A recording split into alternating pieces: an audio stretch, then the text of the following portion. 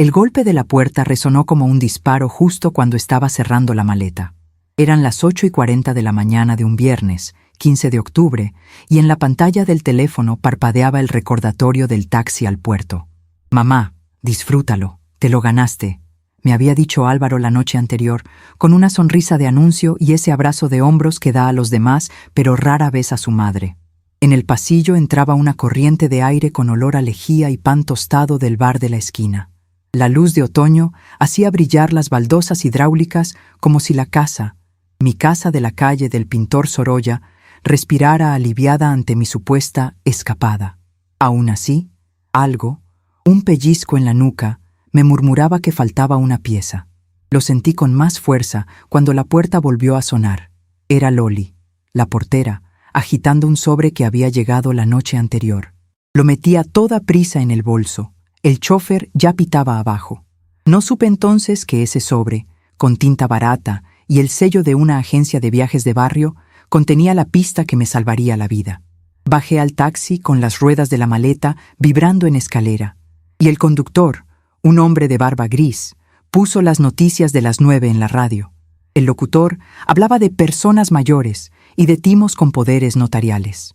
Cambié de emisora con un chasquido de impaciencia, pero el aire quedó impregnado de ese aviso como de ozono antes de una tormenta. «Un crucero por el Mediterráneo», me repetí, tratando de domar los nervios. «Me hará bien». En el puerto de Valencia, los altavoces llamaban apellidos, y el olor a sal se mezclaba con combustible.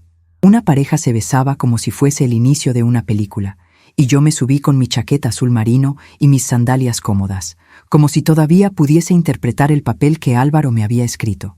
Cuando, a las 10:20, pasé el control y el agente me entregó el billete reimpreso, la frase «solo ida» se clavó. «Disculpe», le dije. «El regreso es el 22 de octubre, ¿no?» El agente miró la pantalla y dijo con una tranquilidad de funcionario: «Aquí consta ida solamente, señora». Sentí una oleada fría que me recorrió los huesos. No llamé a Álvaro. Me quedé muda ante el Mediterráneo abierto y un violín de fondo que una joven practicaba junto a la barandilla. Álvaro siempre había sabido envolver sus planes con papel de regalo. «Relájate, mamá. Ya no estás para preocupaciones, para comunidades de vecinos, para facturas de Iberdrola y esas cosas», insistía con cariño de catálogo. Yo asentía a medias porque él era mi hijo y a los hijos se les quiere con un hilo que estrangula y al mismo tiempo sostiene. Pero Álvaro traía meses raros, secretos sin nombre, reuniones de negocios que se alargaban hasta la madrugada, bromas sobre vender esa reliquia de piso para que yo estuviera en una residencia estupenda con bingo los jueves.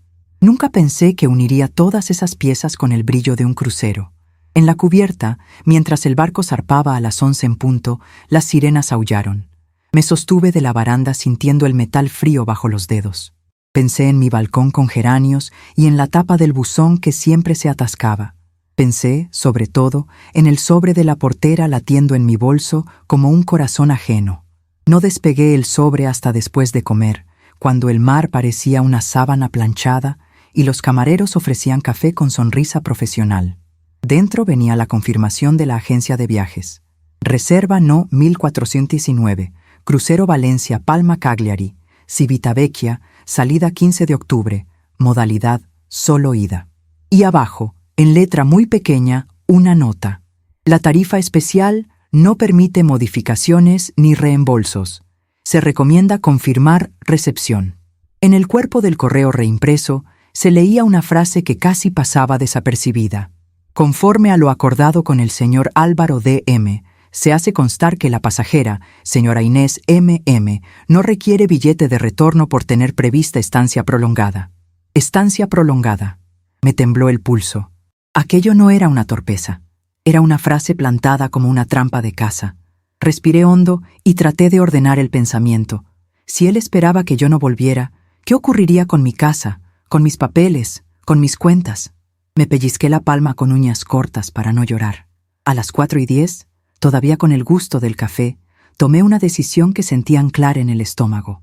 Bajaría en la primera escala, en Palma de Mallorca, y volvería a Valencia por mi cuenta. Esa noche no dormí. El ronquido de un vecino de camarote se mezclaba con mis pensamientos, y las luces de emergencia parecían ojos. Recordé a mi difunto marido revisando el testamento conmigo hacía 5 años, para no dejar flecos, y la nota donde yo quedaba como usufructuaria vitalicia del piso. Recordé a Álvaro de niño, cuando se caía de la bicicleta y me miraba buscando la aprobación antes de llorar. «No llores ahora, Inés», me dije en voz baja. A la mañana siguiente, sábado, 16 de octubre, a las 9 en punto, el barco atracó en Palma. Me bajé con un bolso cruzado y la maleta tirando del hombro como un animal. La brisa olía a croissant recién hecho y a gasoil. Encontré, a las 9:40, un vuelo de regreso a Valencia para las 18:10, y compré el billete sin pestañear. Mientras esperaba, llamé a Clara, mi amiga de juventud que ahora tenía una gestoría. No me hizo preguntas, solo dijo: «Vuelve.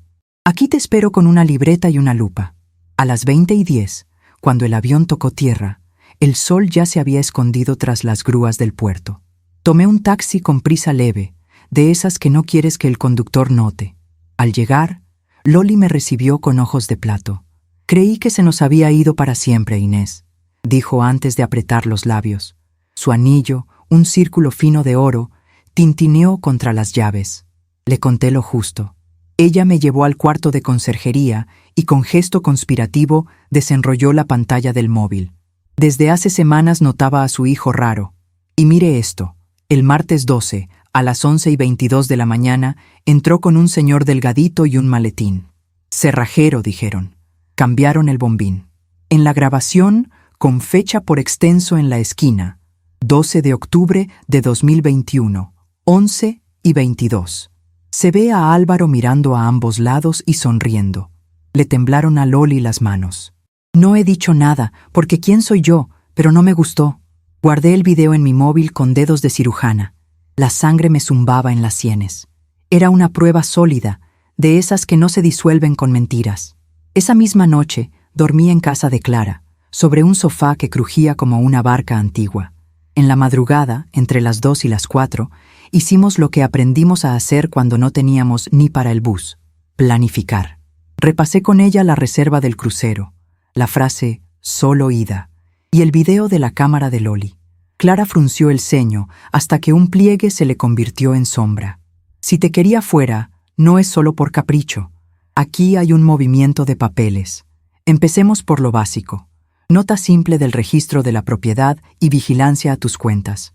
A las 9:05 del domingo, 17 de octubre, entramos a la web del registro y pedimos nota del piso. A las 11:43 apareció el documento. Carga presentada. Solicitud de inscripción de poder notarial a favor de Álvaro D.M., otorgado supuestamente por Inés M.M. el día 13 de octubre a las 18 horas ante la notaria da Teresa C.O. Sentí un latigazo. El 13, a las 6 de la tarde, yo estaba en casa plegando jerseys para la maleta. No había ido a ninguna notaría. Clara puso una mano sobre la mía, firme y cálida.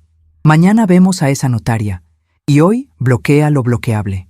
El lunes, 18 de octubre, a las 8:50, yo ya estaba en la puerta de la notaría, con paredes de piedra y una planta de ficus que parecía escuchar. Dentro olía a papel, tinta y una colonia discreta. Detrás del mostrador, una joven con coleta se puso tensa cuando pronuncié mi nombre. «Un momento, por favor». Apareció la notaria, da Teresa, con una serenidad aprendida en años de firma. Le conté lo sucedido con la voz atada al esqueleto. «Aquí consta un poder generalísimo, doña Inés, con su firma, huella y DNI escaneado», dijo. Pedí verlo. Cuando puso delante la copia simple, reconocí mi nombre, claro, y una firma parecida a la mía, pero no era la mía. Le faltaba el gesto que hago al final, esa línea que se curva como una ola. «Esto no lo firmé yo», dije. Mi voz no tembló. Además, el 13 de octubre a esa hora yo estaba en mi casa, y puedo probarlo. La notaria apretó los labios. «Solicitaremos cotejo y se dará aviso al colegio notarial. Entretanto, puede usted dejar constancia de su oposición». Firmé la oposición a las 9:27, con la mano firme, y pedí copia compulsada. Cuando salimos, Clara y yo nos miramos como dos que han tirado de una cuerda, y ésta, al fin, se ha frenado. La tarde la dedicamos a remendar mi perímetro. En el banco, a las 16:15, pedí activar la alerta de movimientos. La directora, una mujer morena de ojos que miran todo, revisó en su pantalla.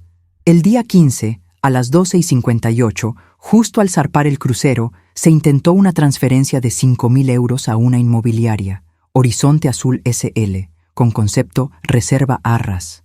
Le tembló la voz un segundo. La operación quedó pendiente de autorización. Aquí está el intento. Ese pantallazo, con la hora por extenso, fue otra piedra más en el bolsillo del plan de Álvaro. ¿Arras de qué? Miré a Clara, que ya tecleaba el nombre de la empresa. Tienen oficina en Ruzafa, dijo. Vamos.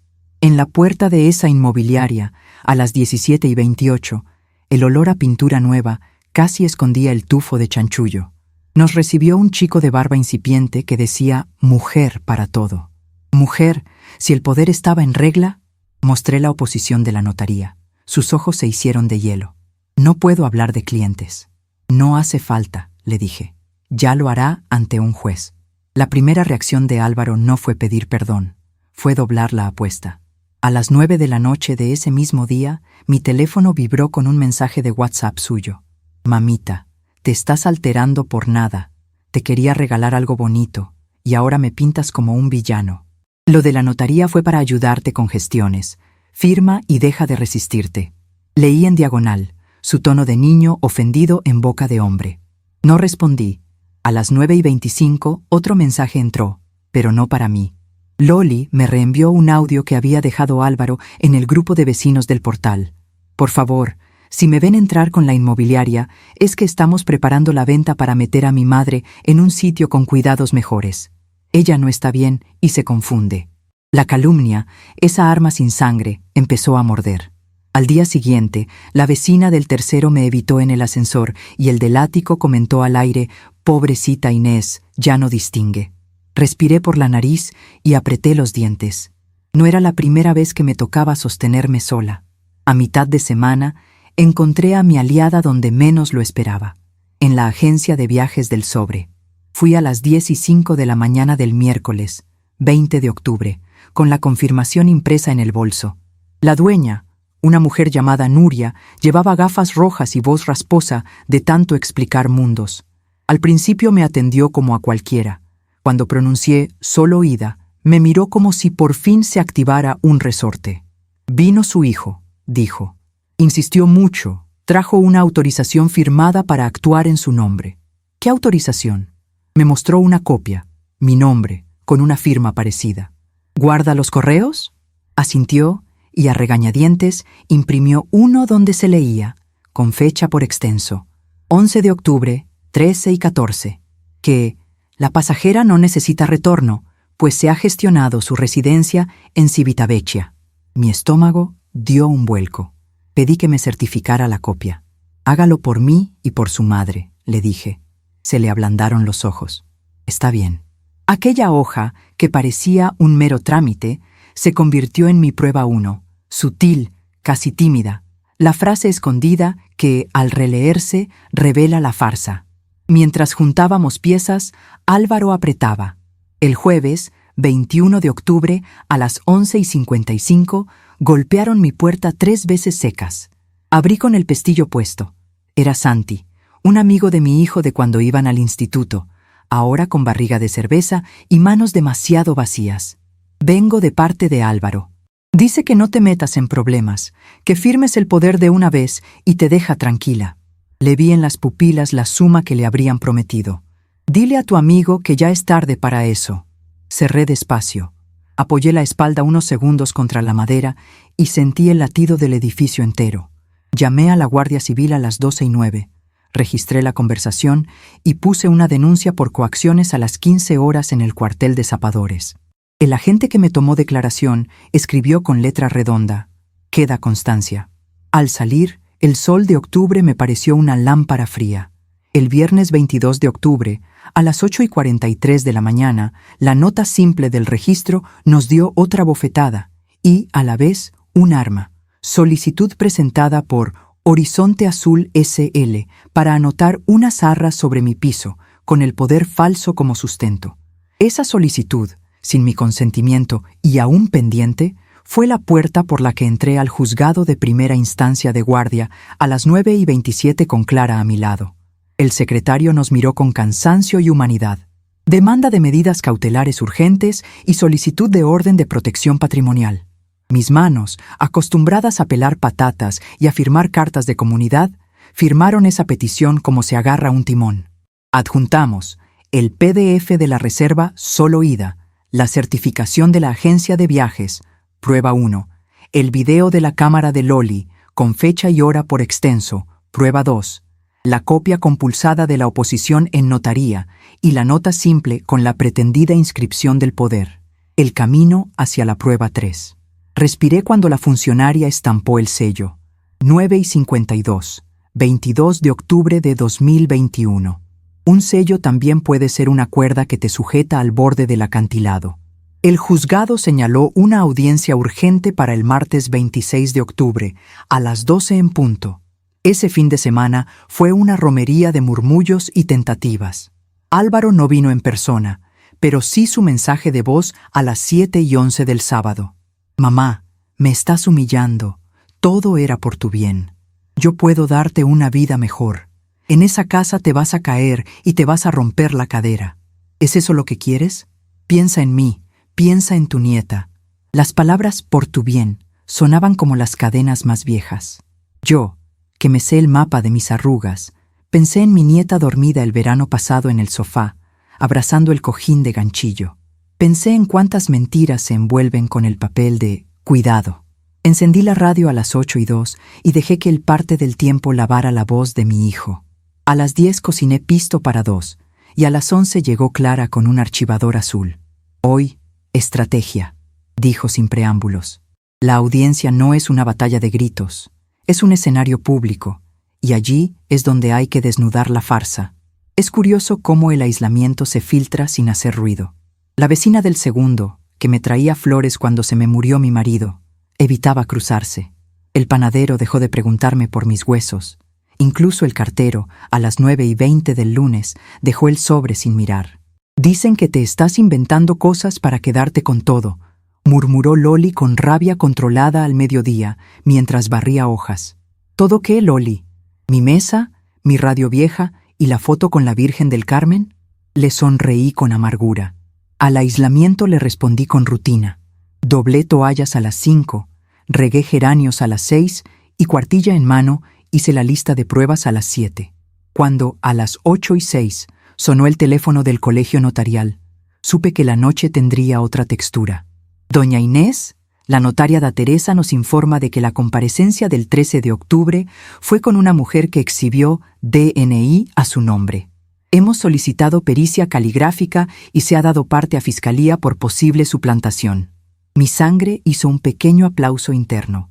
La rueda giraba hacia el lado correcto. Llegó el martes, 26 de octubre, con un cielo de un azul desvergonzado. A las 11:10 estaba en la puerta del juzgado de primera instancia No. 7 de Valencia. El portal olía a mármol y café recalentado. En la sala, los bancos crujieron. Y la gente del barrio entró por curiosidad tanto como por ganas de espectáculo. Vi a Nuria, la de la agencia de viajes, sentada en tercera fila, a Loli con blusa nueva, y más al fondo, al chico de la inmobiliaria, con ojos que evitaban. Álvaro llegó con traje planchado, barba bien delineada y su abogado, un hombre pulcro de sonrisa de notario televisivo. Nuestra procuradora ajustó sus papeles a las 12:05. A las 12 en punto, el juez, don Mateo, pidió silencio con un golpe de nudillos. Allí, por fin, la intriga se anudó con la luz de los fluorescentes y se hizo pública. Hablaron primero los abogados, y yo escuché el relato de mi vida contado por otro. El suyo pintó a una madre confundida, susceptible a ideas persecutorias, que no comprende el alcance de los instrumentos notariales. El mío enumeró con la precisión de un relojero. Reserva, solo ida. Prueba 1. Intento de transferencia de 5.000 euros en concepto de arras a las 12:58 del 15 de octubre. Video de la cámara del portal mostrando a Álvaro con cerrajero a las 11:22 del 12 de octubre. Prueba 2. Oposición en notaría con fecha 13 de octubre a las 9:27. La tranca que detuvo la puerta. Y, sobre todo, la nota simple con la solicitud de inscripción de un poder que yo no había otorgado. Miré a Álvaro y le vi un músculo temblar en la mandíbula. Cuando le tocó hablar, elevó la voz justo lo suficiente para sonar dolido. Yo solo quería cuidar de mi madre. El crucero fue un regalo. Lo del solo ida fue un error de la agencia. Nuria, en su banco, se removió como quien aprieta un botón invisible. Supe que no nos dejaría a medias. Pidieron mi testimonio. Caminé hasta el estrado con el corazón en los oídos. Me llamo Inés, tengo 69 años y sé la diferencia entre un billete de ida y uno de vuelta. Comencé. Hubo una risita reprimida que el juez cortó con la mirada. El día 15 de octubre, a las 10:20, al embarcar, me dijeron que era solo ida. A las 12:58 de ese mismo día, mientras mi barco se alejaba del puerto, alguien intentó transferir 5.000 euros desde mi cuenta a Horizonte Azul SL. El 12 de octubre a las 11:22, en mi propio portal, mi hijo entró con un cerrajero. El 13, a las 18, según la notaría, alguien dijo ser yo y otorgó un poder. Pero a las 9:27 de ese mismo día dejé constancia de mi oposición porque yo no estuve allí. No estoy confundida, estoy cansada y estoy aquí. Me escuché decir estoy aquí y comprendí que ese era el centro de todo. Nuria subió luego. Su voz raspada perdió el blindaje del comercio. Confirmo que el señor Álvaro D.M. pidió expresamente un billete de solo ida y aportó autorización, que ahora veo que no era tal. Confirmo que en el correo del 11 de octubre a las 13:14 escribí estancia prolongada porque él me lo indicó. Aquí están los correos. Entregó copias con cuños de la agencia. El abogado de Álvaro intentó la escapatoria de siempre. Un malentendido. Quiso decir otra cosa. El juez, con los dedos en puente, le pidió que no insultara la inteligencia de la sala. Loli subió también y con voz humilde y firme explicó el video. El chico de la inmobiliaria, pálido, reconoció el intento de arras y dijo aquella frase que luego repetirían los periódicos locales. Nos pareció raro un solo ida, pero como había poder, en ese pero cupieron siglos de desinterés. La prueba 3 la traje como se traen los postres cuando la comida ya está hecha, con una mezcla de alivio y orgullo. Era el oficio del colegio notarial, fechado 25 de octubre a las 19:10, que daba cuenta de indicios de suplantación de identidad en comparecencia del día 13 de octubre, y el informe preliminar de un perito calígrafo, con su firma y sello, señalando divergencias en rasgos, presión y final de rúbrica entre mi firma real y la que constaba en el poder. Además, añadí, el DNI exhibido en la notaría ese día consta ahora como sustraído según el atestado número 12.345-21, levantado ayer a las 17:42 en la comisaría de Zapadores. ¿Cómo obtuve esa copia? Aportando denuncia por extravío y mostrando mi historial de DNI renovado en 2019. Escuché de fondo un murmullo denso en la sala. La historia, por fin, dejaba de ser una disputa familiar y se convertía en cosa pública, documental, con horas y fechas que no obedecen a lágrimas ni a orgullos. En el clímax, a las 13:20, el juez pidió a Álvaro que se acercara. ¿Reconoce usted que solicitó un crucero solo ida y que ese mismo día intentó reservar unas arras? Él dijo, no recuerdo, con la entonación de quien ha practicado esa frase frente al espejo. ¿Reconoce que cambió la cerradura el 12 de octubre? Dijo, era por seguridad. ¿Reconoce que tramitó un poder y lo utilizó para iniciar una compraventa? Dijo, fue para ayudarla. El juez respiró por la nariz. Yo miré las manos de mi hijo, manos que de pequeño se llenaban de tierra jugando con cochecitos, ahora secas, apretadas, incapaces de construir nada que no fuese excusas. Cuando don Mateo habló, la sala contuvo el aire. ¿Se acuerdan medidas cautelares? suspensión de cualquier intento de disposición del inmueble, sito en la calle del pintor Sorolla, prohibición de acercamiento a menos de 200 metros de la señora Inés M.M., requerimiento al registro de la propiedad para denegar inscripción de poder notarial cuestionado, remisión a Fiscalía por presunto delito de falsedad documental, coacciones y administración desleal. Asimismo, se insta al Colegio Notarial a reforzar el protocolo de identificación en personas mayores. Golpeó la mesa con la palma. El crujido pareció una ola rompiendo. No hubo aplausos. Hubo exhalaciones, un par de sollozos contenidos, y el sonido de varios móviles vibrando a la vez como abejas. Álvaro me miró con una mezcla de odio y súplica que es imposible describir sin que algo se te rompa por dentro. Yo sostuve su mirada un segundo largo, lo suficiente para que entendiera que había un antes y un después. No le dije nada. Salí de la sala con Clara a mi lado y Loli justo detrás, que en el pasillo me agarró el brazo con ese gesto de madre de barrio que te endereza el cuello sin pedir permiso. Afuera, el sol de las 2:05 pegaba en los azulejos de la fachada y en mi piel como si quisiera despertarla. Nos sentamos en el bar de la esquina. Pedí un café solo. Clara pidió una caña como si acabáramos de ganar un partido. A veces, dijo, la justicia llega como una marea. Yo pensé que hay mareas que traen algas podridas y otras que te devuelven un anillo perdido. La que acababa de llegar traía un anillo. En los meses siguientes, la vida se reacomodó como la arena cuando baja la ola. A mediados de noviembre, el registro de la propiedad número 4 de Valencia me notificó, con fecha 15 de noviembre a las 11:52, la denegación formal de cualquier asiento relacionado con el poder cuestionado. El Colegio Notarial, el 22 de noviembre a las 17:10, envió circular obligando a grabar en vídeo la comparecencia completa de mayores de 65 años y a pedir siempre 2 medios de identificación, no solo el DNI. La inmobiliaria Horizonte Azul S.L. recibió una sanción administrativa por prácticas negligentes. Su chico de la barba dejó la empresa y me envió, sin remitente claro, una nota que decía «Lo siento». Álvaro, por su parte, fue llamado a declarar por Fiscalía el 2 de diciembre a las 9 de la mañana. Entró con jersey oscuro y salió sin mirar a nadie. En Navidad no hubo cena familiar. Mi nieta me llamó el 24 a las 18:23 y cantó un villancico por el altavoz. Lloré como quien se lava los ojos con agua del grifo. En casa, la comunidad se sacudió el polvo. En la Junta Extraordinaria del 10 de enero, a las 20:15, se aprobó un protocolo para cambios de cerradura, notificación previa y verificación visual de la persona propietaria. Loli consiguió que se instalaran cámaras nuevas con mejor definición y un reloj digital que muestra la fecha por extenso. En el banco, la directora pegó un cartel el 16 de enero a las 9:05. Alerta mayores.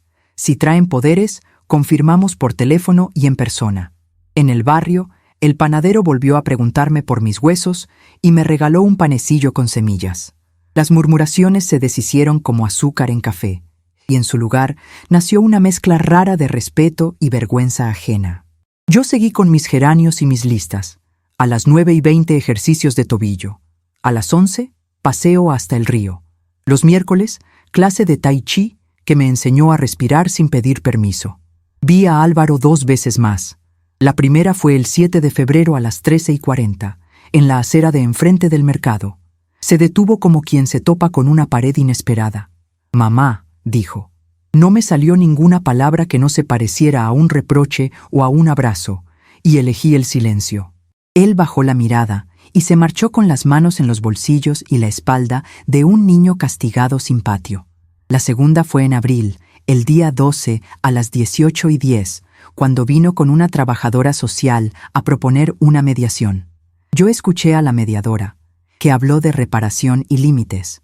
Le dije que mi límite estaba ahora en la puerta, en el marco, en el suelo, y que todo eso se llamaba mi casa y mi nombre. Firmamos un acuerdo sencillo. Él no tocaría ni mi casa ni mis papeles.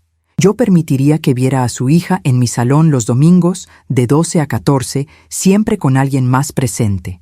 La trabajadora social, que llevaba colgando del cuello un colibrí de plata, sonrió con los ojos. Más tarde, en mayo, el juzgado dictó sentencia en lo civil, 9 de mayo, 12:45, declarando nulo el poder y cualquier acto que se hubiera intentado con él, imponiendo costas y ordenando a Horizonte Azul SL a abstenerse de cualquier nuevo contacto. En lo penal, el asunto siguió su curso, lento como el mar en días sin viento. Yo no pedí cárcel, pedí verdad, y pedí garantías para que a otra no le sucediera. El juez, en la lectura, volvió a mencionar personas mayores y protocolos reforzados. Pensé en la radio de aquel taxi el primer día. Pensé en cómo las palabras hacen su ronda por el mundo hasta que llegan al sitio exacto donde deben clavarse.